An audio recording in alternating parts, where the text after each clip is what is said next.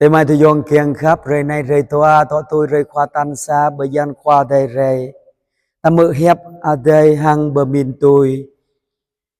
Ta lấy mắc lạ bờ mơ rơi Giêsu Christo khoa tôi ở Luca po mây giang.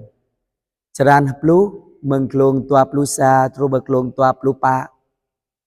Lê mà nôn Giêsu khoa mơ ác lạc amang cho đây hàng lệ. Ở amma khoa rừng nhịt lòn. Kau beni ke i jua ke i. Betop le tum telai anun ke bing po ke nau hang bing po thau pemin hang perda le ke bing mờ mòi phía ở amma doa ke tu anun khắp pran ý dốc mơ ta amma chào bơi le ke cầu hang bu mau halơi ô thau halơi anna ke nong ke amma đối hang halơi amma ke nong anna đối hang halơi anna keng ke perda bơi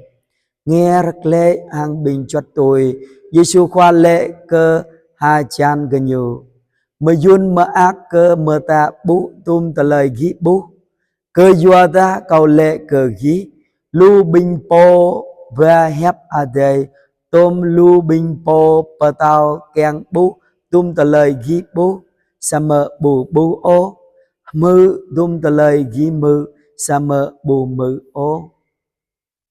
nun hép khoa giang ở đây phía để mai tôi dọn kiêng khắp hép ở đây Giêsu khoa lệ hằng ta ren này mà yun mà ác berkata ta mau pran gud ke Giêsu khoa ta tu pra benyu ta tôi Giêsu khoa nhớ tum ta lời anh nôn bình po pa hép ở đây mừng đơm nhiều keng bú nhiều keng mư sa mơ nhiều bù thôi ô ta beni khoa giang ở đây berkata renuk này thao Giêsu khoa thao ta lời đau hang ta tu Giêsu khoa bí pran cho ta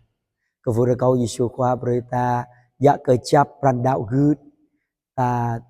kéo tu Giêsu khoa bí pran cho ta nào dạ tum ta lời nhu tan mà berkata mang ta lời tiếp ta mau ta lời mayun ta lời papo một váp lai vương renuk renoa